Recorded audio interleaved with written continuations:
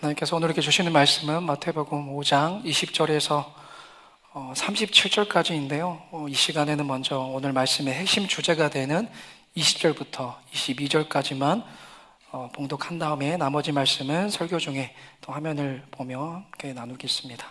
20절부터 22절까지 함께 말씀 봉독합니다. 내가 너희에게 이르노니 너희 의가 서기관과 바리새인보다 더 낫지 못하면 결코 천국에 들어가지 못하리라.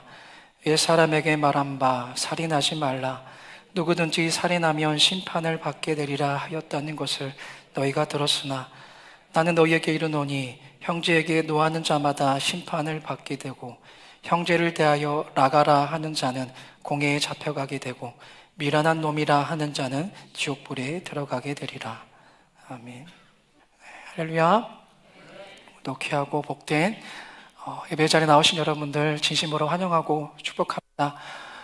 우리 함께 이제 이번 주간이면은 이제 부활절 주간이 마치게 되기 때문에 이 인사도 이제 마지막입니다. 이렇게 함께 인사 나누겠습니다. 움츠린 마음 활짝 피어나길 축복합니다. 우리 옆에 분들 앞뒤 바라보시면서 인사 나누겠습니다.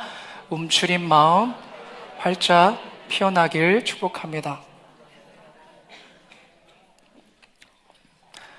네, 그 인사말처럼 여러분들의 좀 팍팍했던 일상 또 굳어있던 마음들이 활짝 피어날 수 있기를 다시 한번 주님의 이름으로 축복합니다.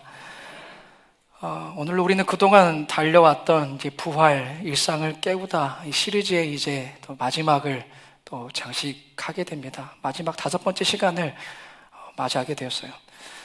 참 치열하게 고민해 왔습니다. 지난 4주 동안에 부활의 이 생명으로 우리의 좀 이 팍팍한 일상을 어떻게 하면은 좀 깨울 수 있을지, 그 팍팍한 일상 속에서도 중심 잃지 않고 제자로서의 삶을 어떻게 하면 살아갈 수 있을지 그런 고민들을 함께 해왔습니다. 맞으시죠? 저만 했군요. 함께 4주 동안 달려오신 줄로 압니다. 한번 기억나실 거예요. 첫 시간부터 쭉 내용들을 한번 새겨보십시오. 안전하고 우아한 이 소금 통과도 같은 예배당을 벗어나자라고 첫 시간에 우리가 결단했죠. 그렇게 벗어나서 세상에서 내가 먼저 녹아내려지는 소금이 되자. 또 따뜻한 가로등과 같은 빛이 되어서 정말 고단한 내 이웃들의 삶을 좀 따스하게 안아줄 수 있는 그런 넉넉한 그리스도인들이 되자라는 이야기들을 나눴고, 또 어떤 이야기를 나눴습니까? 또 사람의 인정을 바라는 그런 내 안에 있는 이 얄팍한 이 계산하는 그 마음도 멈추기로 결단하였고, 또 억지로 지고 있던 내 힘을 빼고 율법을 완벽하게 이루신 예수님의 그 은혜에 내 일상을 맡기는 법도 우리가 함께 배워봤습니다. 그리고 지난 시간에는 어떤 내용이었습니까? 체육대회 전에 여러분 안방으로 갔죠. 여러분 집에 거실로 들어가지 않았습니까? 여러분들의 어쩌면 신앙이 적나라하게 드러날 수 있는 그 무대인 여러분들의 일상의 거실에서도 지적하고 차가운 그런 정답의 시선과 마음을 내려놓고 십자가의 그 궁율로 사랑하는 내 가족들을 끌어안아 보자, 뭐 이런 결단들을 했는데 처음 들어보시는 표정이어서 참 감사합니다. 다음 시간 해도 모르실 것 같아요. 내년 이맘때쯤에 또 하도록 하겠습니다. 이런 다짐들을 우리가 함께 나누었어요. 우리가 이미 지난 시간을 통해서 또 바리새인들의 그 당시의 의가 얼마나 얄팍하고 그들의 의가 한계가 있는지도 함께 나누었죠. 우리가 방금 읽었던 20절 말씀에도 보면은 주님은 분명하게 선언하셨어요. 너희 의가 서기관과 바리새인보다 더 낫지 못하면은 결코 천국에 들어가지 못한다라고 선언하셨어요. 그러니까 이 선언에 이어서 오늘 우리 주님은요, 우리 지난 시간에 이제 일상의 거실에서 있었다면은 이제 우리를 일상의 거실에서 나오게 하십니다. 우리를 훨씬 더 깊은 곳으로 인도하세요. 이번에 어디로 데려가실까요? 가족도 배우자도 모르는 곳, 그 누구도 들어올 수 없고 오직 나와 하나님만 아는 가장 은밀한 밀실로 우리를 이끄십니다. 오늘 어딜까요? 바로 내면, 나의 내면, 그리고 내 생각, 오늘 그 자리로 우리 하나님이 인도하십니다. 자, 우리가 37절까지는 이제 다 읽지 않았지만 오늘 전체 본문인 20절부터 37절까지 보면은 우리 주님은 네 가지 무거운 주제를 연달아서 꺼내십니다. 살인, 간음, 이혼, 맹세라는 좀 무거운 주제들을 연달아서 말씀하세요. 이것은 단순한 율법 조항의 나열이 아니에요. 겉으로는 멀쩡해 보이지만 그 속은 시퍼렇게 멍들어 있는 우리 내면의 끔찍한 이기심을 보여주는 비치는 네 개의 거울입니다. 오늘 그래서 이 거울 앞에 우리 모두가 서셔서 우리의 영적 실상을 또 정직하게 또 대면할 수 있는 시간이 되길 바랍니다. 첫 번째 거울부터 쭉 한번 나눠보도록 하겠습니다. 첫 번째 거울은 살인입니다. 오늘 본문 말씀 다시 한번 읽어볼까요? 21절, 22절 화면을 보시고 함께 읽습니다. 시작.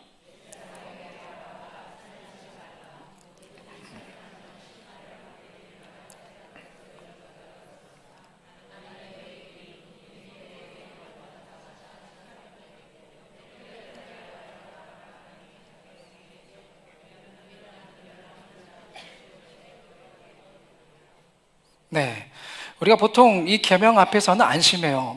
첫 구절에 살인하지 말라 여기만 보면은 보통 안심하게 됩니다. 왜요? 우리는 평생 남의 피를 흘린 적이 없으니까. 실제로 누군가의 숨통을 물리적으로 끊으신 분은 없잖아요. 네, 보통 이 계명 앞에서 우리는 안심해요. 아유, 그래도 나는 그런 끔찍한 살인은 저지르지 않았으니까 나는 좀 괜찮아. 나는 살인자가 아니야. 자, 근데 방금 우리가 읽은 말씀에서 확인됐듯이 주님의 기준은 다르죠.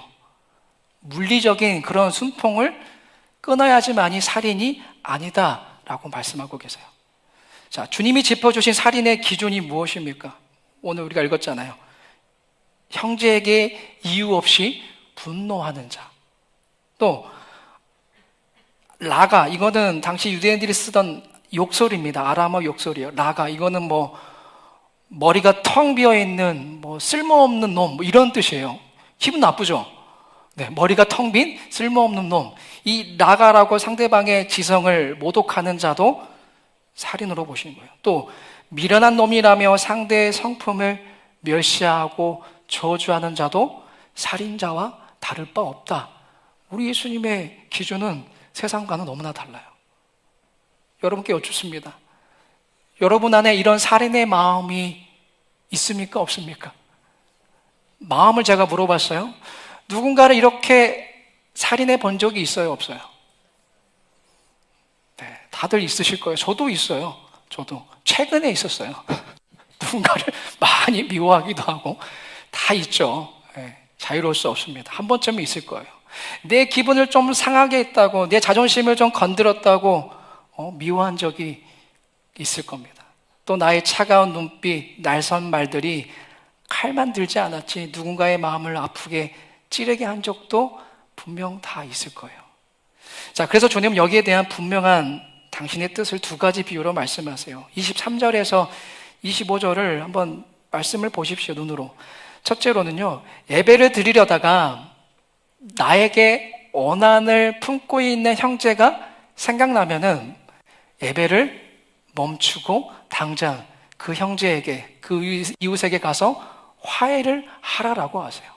이게 첫 번째고요. 두 번째는 뭡니까? 고발하는 채권자와 법정으로 가는 길이라면은 감옥에 가기 전에 당장 그 길에서 서둘러 타협하라, 화해하라. 또 이 말씀을 비유로 하십니다. 자, 이 두 가지의 말씀의 핵심이 뭐겠습니까? 물리적인 살인이 끔찍한 범죄이듯이 형제나 이웃을 향한 분노나 모욕, 이거 역시도 똑같이 무서운 죄악이다, 이 말씀입니다. 우리가 착각할 때가 있습니다. 형제나 이웃의 가슴에 분노의 칼을 꽂아놓고서도 주일에 나와서 거룩하게 예배 한 번 드리면은 그 죄가 사라질 거다, 그 죄가 가라질 것이다 라고 착각할 때가 있어요. 그건 대단한 착각이죠. 사람에게 지은 죄, 누군가에게 지은 죄를 방치한 채 드리는 예배는 여러분, 성전 마당만 밟고 가는 헛된 걸음일 뿐이다라는 거예요. 그 예배야말로 중심 잃은 예배라는 겁니다. 그래서 우리는 마음의 불씨가 걷잡을 수 없이 번지기 전에 지금 즉시 당장 화해해야 한다라는 것이 오늘 첫 번째 거울을 통해서 주시는 주님의 명령입니다.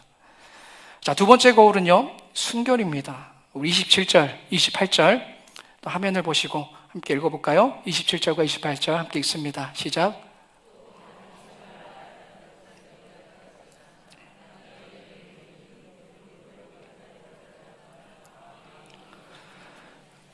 네, 당시 바리새인들은 실제 그런 육체적인 불륜만 저지르지 않으면은 깨끗하다라고 생각했습니다. 근데 주님은 기준이 다르세요. 뭐라고 말씀하세요?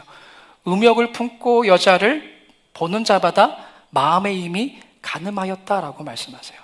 자, 근데 여러분 이 말씀을 오해해서는 안 됩니다. 하나님께서 우리에게 주신 이 성적인 욕구, 이 본능 자체가 더럽거나 죄다 이런 뜻이 아니에요. 여러분 부부 사이에서 누리는 성적 친밀함은 하나님이 주신 아름다운 축복입니다. 또 길을 걷다가 매력적인 사람을 보고 아 멋지다 하고 느끼는 이 짧고 자연스러운 시선 자체도 잘못된 것은 아니에요. 그걸 정죄하는 것도 아닙니다. 자, 여기서 우리가 헬라어 언어를 보면요, 여자를 보는 자 이 말에는 이런 뜻이 담겨 있어요. 어떠한 불순한 의도를 가지고 계속해서 집요하게 바라보는 것을 말하는 거예요. 지금 그런 시선으로 여자를 바라보지 말라는 것입니다. 어떤 불순한 의도를 품고 계속해서 집요하게 바라보는 것. 자, 여기에 대해서 종교개혁자 마르틴 루터가 기가 막힌 비유를 들었어요. 이렇게 비유했습니다. 새가 내 머리로 날아가는 것을 막을 수는 없지만 내 머리카락에 둥지를 틀게 내버려 두는 것은 그건 내 책임이다. 내 잘못이다라고 말했어요. 이해되십니까? 여러분, 우리 마음에 순간적으로 훅 들어오는 유혹이나 충동 자체를 우리가 어떻게 막을 수는 없어요. 연약한 인간의 본성을 지녔기 때문에 순간적으로 들어오는 유혹이나 그런 시험 이런 것들은 막을 수가 없습니다. 예를 들어 볼까요? 여러분도 유튜브 보시잖아요. 유튜브 알고리즘에 의해서 갑자기 화면에 저는 의도하지 않았는데 성전적인 장면이 나올 때가 있어요. 그때 어떻게 하십니까, 여러분들은? 우리 남성분들 어떻게 하세요? 아이고 옳다구나 하면서 이때다 하면서 보시는 분들은 없겠죠. 순간적으로 계속 그 영상을 보고 싶은 충동은 들 수가 있어요. 누구나 다 그렇습니다. 하지만 그 충동을 끊어내지 않고 계속해서 내 마음속에 있는 그 은밀한 소리에 귀를 기울여서 아예 그 생각이 내 머리에 둥지를 틀게 내버려두면서 계속해서 은밀한 상상을 이어가는 것이 오늘 주님께서 지적하신 마음의 간음이다라는 거예요. 여러분 기억하십시오. 우리 모두는 다 하나님의 형상대로 지음받은 존재입니다. 남자, 여자 할 거 없이 누구나 다 하나님의 존귀한 작품이에요. 그런데 그 누군가를 존귀한 인격으로 대하지 않고 오직 내 쾌락을 위한 도구나 눈요깃거리로 전락시키는 태도는 지독한 이기심이다라는 거예요. 오늘 이것을 지적하시는 것입니다. 상대의 영혼이 무너지든 말든 내 욕망의 소모품으로 취급하려는 그 마음과 태도를 우리 주님께서는 명백한 간음이다라고 매섭게 책망하시는 겁니다. 자, 이어서 세 번째 거울도 보겠습니다. 세 번째 거울은 이혼입니다. 우리 31절 또 32절도 같이 한번 화면을 보시고 읽어보겠습니다. 시작. 또 일러스되 누구든지 아내를 버리려거든 나는 너희에게 이르노니 누구든지 음행한 이유 없이 아내를 버리면 이는 그로 간음하게 하며 또 누구든지 버림받은 여자에게 장가드는 자도 간음함이니라. 아멘. 우리가 이 말씀을 바르게 이해하려면은 2000년 전 고대 사회의 지금과는 다른 씁쓸한 현실을 좀 기억해야 돼요. 지금보다 그 당시의 여성들은 더 철저한 약자였습니다. 남편에게 일방적으로 버림받으면은 여성들은 당장 생계가 막막했어요. 심지어 억울하게 간음한 여자로 몰릴 수도 있었습니다. 자칫하면은 돌에 맞아 죽을 수도 있었어요. 그런 처지에 있던 여성들이었습니다. 그래서 모세는 이 억울하게 쫓겨나는 여성들을 보호하려고 법적 안정장치를 만들었는데 그게 바로 이혼 증서입니다. 거기에는 그렇게 쓰여 있었어요. 이 여자는 죄가 없으니 당당히 다른 사람과 재혼해도 좋다. 그렇게 쓰여 있었어요. 그러니까 이것은 뭡니까? 철저하게 약자의 생명을 지키려는 하나님의 긍휼의 마음이 담겨 있는 법이었다라는 거예요. 이 법의 취지, 율법의 본질은 이렇게 선하였습니다. 근데 이 긍휼의 법을 바리새인들은 교묘하게 비틀어 버렸어요. 아내의 요리 솜씨가 마음에 안 든다거나 다른 예쁜 여자가 생겼다는 이런 어처구니 없는 이유를 대면서 조강지처를 벌이는 면죄부로 이 법을, 이 긍휼의 법을 면죄부로 악용했다라는 거예요. 지금 주님께서는 이들의 그 악함을 꼬집으시는 거예요. 내 필요가 닿으면 사람을 언제든 헌신짝처럼 쉽게 쓰고 버리는 그 무서운 이기심을 우리 주님은 고발하시는 겁니다. 자, 근데 이혼에 관한 이 주님의 말씀은 부부 사이에만 해당되는 것이 아닙니다. 그 관계를 넘어서서 우리의 모든 인간 관계에도 적용되는 말씀이에요. 오늘날 우리의 일상을 한번 보십시오. 어떻습니까? 내가 조금이라도 손해가 되거나 마음이 불편해질 때 어떻게 해요? 지금까지 맺어온 관계를 너무나 쉽게 끊어버리지 않습니까? 우리가 손절이라는 말을 쓰잖아요. 손절. 내 마음에 좀 들지 않거나 좀 내 기분을 상하게 했거나 그럼 내 개인적인 감정이 치우쳐서 그렇게 손절해버리는 그런 이기적인 모습이 우리 안에 없는지 돌아봐야 한다는 거예요. 하나님이 맺어주신 관계의 소중함은 잊어버린 채 내 편의에 따라서 사람의 가치를 매기고 가차없이 잘라내버리는 이 차가운 이기심을 오늘 주님께서는 지적하시는 거예요. 오늘도 이 세 번째 거울 앞에 또 우리의 모습을 성찰해 봐야 합니다. 마지막 네 번째 거울은 맹세의 거울입니다. 우리 이번에는 33절 또 37절까지 또 이어서 같이 말씀을 봉독합니다. 시작.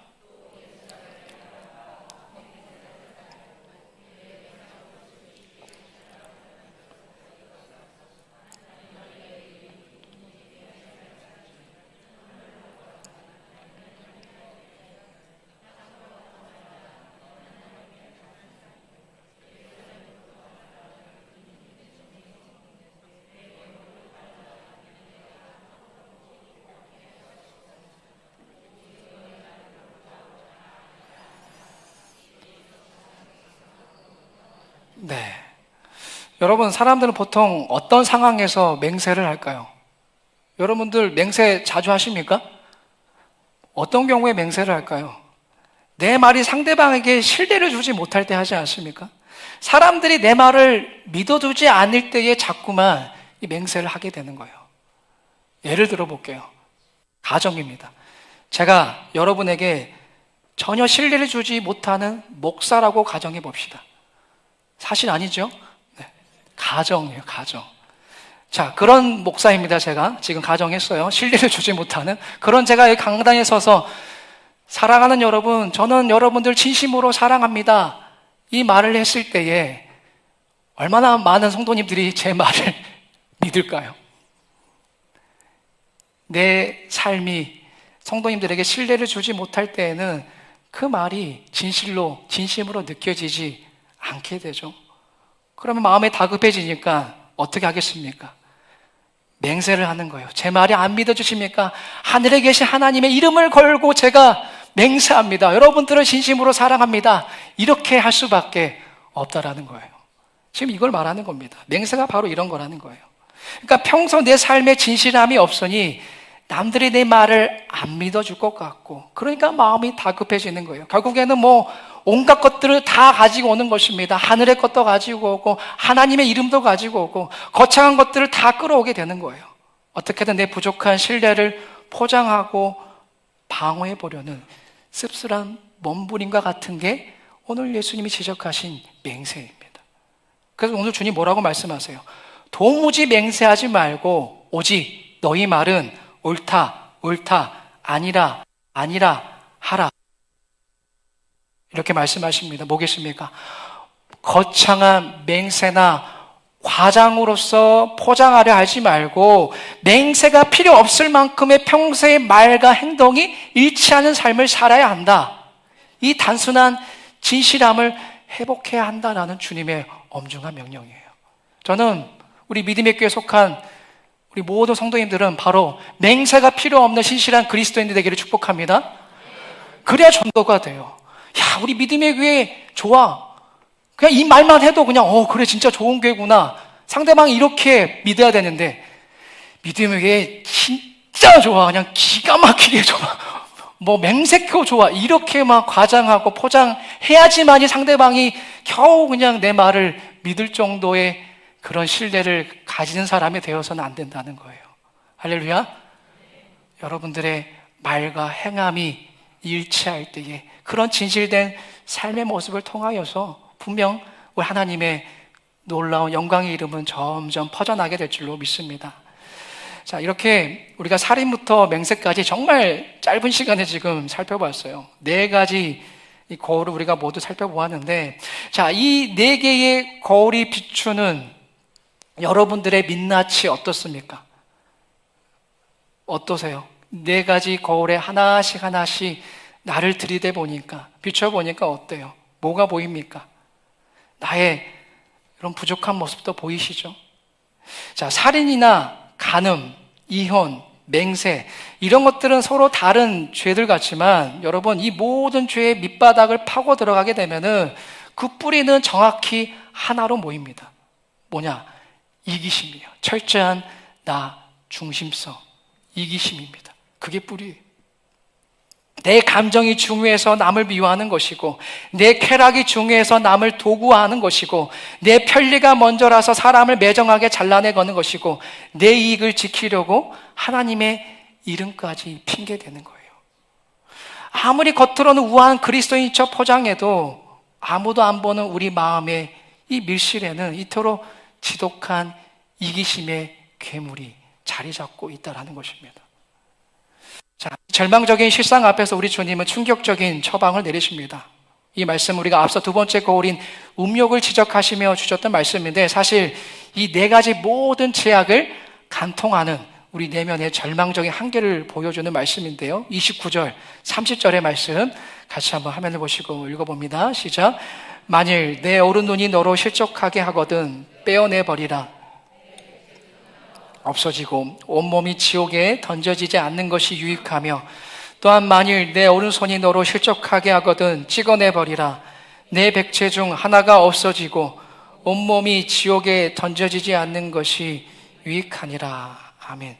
자, 이 말씀을 들을 때 어떤 마음이 드십니까? 정말 죄를 지을 때마다 눈을 뽑고 손을 잘라내라, 이 말씀을 얘기하시는 걸까요? 아닙니다.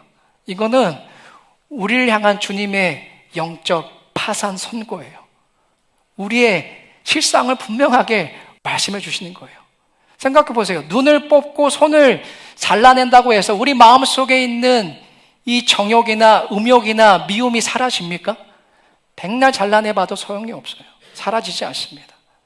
그러니까 주님은 이렇게 선포하는 거예요. 너희의 독한 결심과 의지력 가지고는 결코 너희 내면에 있는 죄를 깎아내릴 수 없다. 분명한 영적 파산을 우리에게 선포하시는 겁니다. 너희들의 힘과 능력, 지혜, 의지 가지고는 결코 안 된다라는 거예요. 이 영적인 파산 선고 앞에 무너졌던 믿음의 사람, 한 사람이 있죠. 다윗입니다. 다윗 같은 경우는 오늘 우리가 마주한 거울 중에 2가지, 이 살인과 간음의 죄를 저질렀어요. 자신의 그 끔찍한 죄를 지적하는 나단 선지자 앞에 섰을 때에 그는 자기 내면에 어떤 선한 것도 남아있지 않는 이 철저한 부패함을 깨달았습니다. 그 절망 속에서 하나님께 올려드린 고백이 시편 51편 10절과 11절의 말씀인데요. 한번 그 마음의 고백 화면을 보시고 함께 읽어볼까요? 시편 51편 함께 읽습니다. 시작. 하나님이여, 내 속에 정한 마음을 창조하시고 내 안에 정직한 영을 새롭게 하소서. 나를 주 앞에서 쫓아내지 마시며 주의 성령을 내게서 거두지 마소서. 아멘. 그 2가지 죄를 범하고 나서 다윗은 깨달은 거예요. 내 결심과 의지만으로는 이 화산같이 타오르는 내 충동, 이 욕망, 이 죄악의 뿌리를 뽑을 수 없구나, 끊어낼 수가 없다라는 것을, 그러니까 자신에게는 아무런 소망이 없다라는 것을 깨달았어요. 그래서 방금 우리가 읽은 위대한 강구를 올려드린 겁니다. 적당히 고쳐 쓸 수 없는 썩은 마음이니 이 내 마음을 정결한 새 마음으로 창조해달라고. 그렇게 하나님이 나에게 정직한 영을, 정결한 마음을 주셔야지만이 내가 살 수 있습니다라는 이 절규와도 가까운 바울의 고백인 거예요. 사랑하는 여러분, 오늘 우리의 이 무서운 네 가지 제목, 살인, 간음, 이혼, 맹세라는 이 무거운 제목을 안고 우리가 하나님의 어미하신 법정 앞에 서 있다고 생각해 보십시오. 법정 앞에 서 있는 우리 모두는 핑계댈 수 없는 다 죄인이죠. 우린 유죄입니다. 우리는 내 힘으로 나를 도무지 방어할 수 없는 철저한 영적 파산자예요. 그런데 그 절망의 법정에서 나를 위해 파견되신 분이 계십니다. 그분이 누구시냐? 바로 성령님, 보혜사 성령님이십니다. 이 보혜사는 그 말의 원뜻은 이것입니다. 내 옆에 나란히 서도록 부름받은 자. 즉 법정에서 나를 지키고 대변하는 피고 측 변호인, 이런 의미예요. 무슨 말입니까? 내 힘으로 이 죄성을 도저히 이길 수 없어 절망할 때에 보혜사 성령님께서 내 옆에 오셔서 나를 변호하시고 나의 굳고 병든 자아를 도려내어서 부드러운 새 마음을 창조해 주신다라는 것입니다. 믿으십니까? 성령님을 그래서 우리에게 보내주신 거예요. 여러분, 다음 주일은 성령 강림주일입니다. 마가다락방의 불처럼 바람처럼 임하였던 그 성령님을 기억하는 절기예요. 왜 산상수훈의 이 예리하고 무거운 말씀들이 하필 이 성령 강림주일을 앞둔 오늘 이렇게 선포되었을까요? 내 힘으로는, 내 노력으로는 죄를 이겨보겠다는 그 교만한 마음을 이제 다 그만 십자가 앞에 내려놓으라는 하나님의 부르심입니다. 산상수훈이라는 높은 율법 앞에 내가 철저히 무너져 내려야만 비로소 성령을 온전히 갈망하기 때문이에요. 그럼 우리가 해야 할 일은 단 하나입니다. 오늘 다윗처럼 내가 철저한 영적 파산자임을 인정하고 하늘 법정의 변호사이신 이 성령님을 갈급해야 하는 거예요. 그분을 찾아야 하는 것입니다. 그분을 목말라야 하는 거예요. 주님, 제 속에 미움 하나, 제 속에 정욕 하나 이기지 못하는 그런 저는 죄인입니다. 제 힘으로는 아무것도 안 됩니다. 이 시간 나에게 오시옵소서. 보혜사 성령님이시여 내 텅 빈 마음에 찾아오셔서 하나님의 놀라운 궁일의 마음을 부어주시옵소서. 내 마음에 정직한 영을, 새로운 영을 창조하여 주옵소서라고 우리는 다윗과 같이 고백하고 기도해야 한다는 거예요. 오늘 이 예배가 내 한계를 뼈저리게 인정하고 다윗처럼 성령의 도우심을 구할 수 있는 거룩한 은혜의 자리가 되기를 축복합니다. 갈급하게 부르짖는 여러분의 연약한 심령 위에 세상을 이기고 죄를 이기는 이 강력한 성령의 불, 곧 죽음을 이기신 부활의 영이 오늘 이 시간 우리 마음 가운데에 충만하게 임할 수 있기를 주님의 이름으로 간절히 축원합니다.